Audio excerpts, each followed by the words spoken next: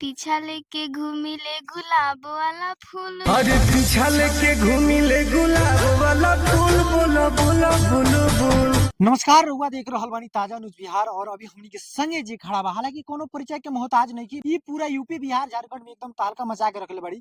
चंद गाना जोन के टुनटुन यादव के गाना बाटे, उहे गाना पे इनकर रील जे बा से बहुत ही ज्यादा वायरल होता। ताही इनका से मिलवाओ तनी। का नाम पड़ी तोहर? नंदिनी सिंह नंदिनी सिंह। जी। कौन गाना वायरल चलता हुआ? अभी मैं रील बनाई थी टुनटुन यादव का गाना पे वही। कौन सा गाना था? पीछा लेके घूमी ले गुलाब वाला फूल, बोला बोला बोला बोल, यही वाला सॉन्ग। देखिए, पीछा लेके घूमी ले गुलाब वाला फूल आ बोल बोल बोल बोल, इहे गाना पे जब से रील बना के पूरा इंडिया में एकदम छइले बाड़ी नंदनी। अच्छा, तू रील बनावेलू ना? अच्छा, घर परिवार के लोग का कहेला? घर के लोग तो कुछ नहीं बोलते हैं, परिवार के लोग सब बोलता है। लोग का बोलता है सब? नचनिया है, ऑर्केस्ट्रा में डांस करने जाती है और हाँ, तरह की बात। देखिए ये होखेला जब केहू आगे बढ़ेला तो पटीदार लोग के गाना बड़ा जड़ेला। यही से कहल बाटे, पटीदार लोग जब चाही तब चाही आ जेंग हो जाई, लेकिन पटीदार लोग चाहेला कि कुछ ना हो को, लेकिन वही हो जाला। हालांकि नंदनी जब आगे बढ़े के प्रयास कैली हो तो पटीदार लोग बड़ा पैर खींचे के प्रयास करे, लेकिन उ बात अब नहीं खे। नंदनी के वीडियो एकदम सोशल मीडिया पे वायरल चलताटे और ई नंदनी अब नंदनी नहीं रह गई, सुपरस्टार नंदनी सिंह हो चुकल बड़ी। का सही बात बनू? जी। एकदम सही बात बा। अच्छा, हम चाहेम कि एगो तनी गाना हो जा, किनका गाना? केहू के गाना जेकर मतलब अच्छा लागे ओकर गाना हो जा। मुझे तो खेसारी लाल यादव का सॉन्ग अच्छा लगता अच्छा। है। पहले रहनी पानी अब शराब हो गईनी, वाह वाह। तोहरा खाती इतना हम खराब हो गईनी। देखे में सीधा तू तो बाड़ू खाली बहरा से, देखे में सीधा तू तो बाड़ू खाली बहरा से।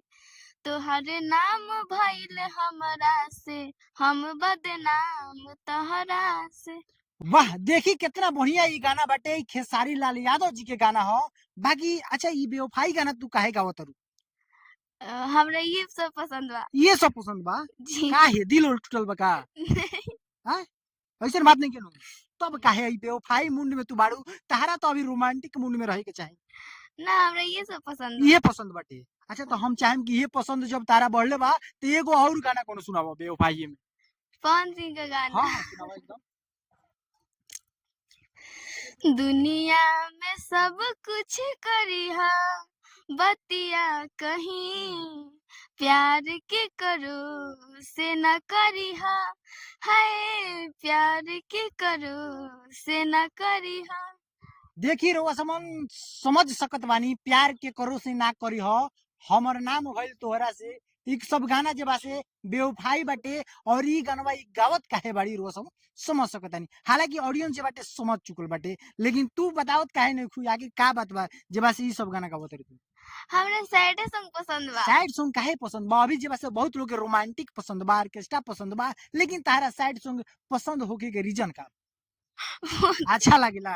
हाँ अच्छा लगेला। जी। अच्छा, रील शो जौन तू बनावेलू एकदम भोजपुरी मूड में, भोजपुरिया मूड में बनावेलू, लेकिन अभी जब सैड सॉन्ग गावत। तो हमरा सैड सॉन्ग पसंद बा, अच्छा लागेला। अच्छा, अच्छा लगेला। अच्छा, हम चाहेम कि एगो रोमांटिक गाना कोनो हो जा। खेसारी लाल का गाना है। हाँ। आसमान से उतारल बाड़ू, धरती पाई का करेलू, जब माथावा पट्टी का करेलू, ए जान चांद के भी फीका करेलू। चलिए रउआ समझ देख सकतानी, जब माथवा पर टीका करेलू तो चांद के भी फीका करेलू। हालांकि सही बात बा, इनकर उम्र हमरा लागता कि 12 से 13 बरस की बाड़ी, लेकिन हालांकि पूरे यूपी बिहार झारखंड में तहलका मचा के रखले बाड़ी। और जब माथवा पर टीका करेलू तो चांद के फीका करेलू, ई कहीं ना कहीं सही बात बा। अच्छा, ई गाना अच्छा लगता हाँ एकदम। हाँ। अच्छा, हम चाहेम कि तू सबसे पहले तो एगो और कौन गाना गा दे, चाहे शायरी मार दो। ना, हमरा शायरी ना होला। शायरी ना हो, गाना वाला हाँ एगो और गाना। गाना हो जाए, एगो और गाना। केकर गाना? केहू के गाना हो जाए। केहू के। हम्म। इ लागता कदी ही दीवाना हो फोटो के, चुमेले रोजाना हो पूजा करे लेके धूप बत्ती, पूजा करे लेके धूप बत्ती, पगली देखावे अगरबत्ती। देखी कितना बढ़िया गाना बा। अच्छा हम चाहेम कि तू सबसे पहले अपन आईडी के नाम बतावो, ताकि जे बस तोहर ई जो मुस्कान बनू ई पूरा लोग के एकदम जान लेत बा। तो हम चाहेम कि आईडी के नाम बतावो कि तोहरा आईडी पर लोग जाई विशेष देखे के होई। तो आईडी के का नाम? यूट्यूब चैनल के नंदिनी सिंह ऑफिशियल, और फेसबुक के नंदिनी सिंह, और इंस्टाग्राम के भी नंदिनी सिंह। नंदिनी सिंह। चली नंदिनी सिंह की आईडी पर हुआ समझ जाई और ढेर सारा प्यार दुलार आशीर्वाद और जौन भी बात बतियाए कोई कमेंट में बतियाई।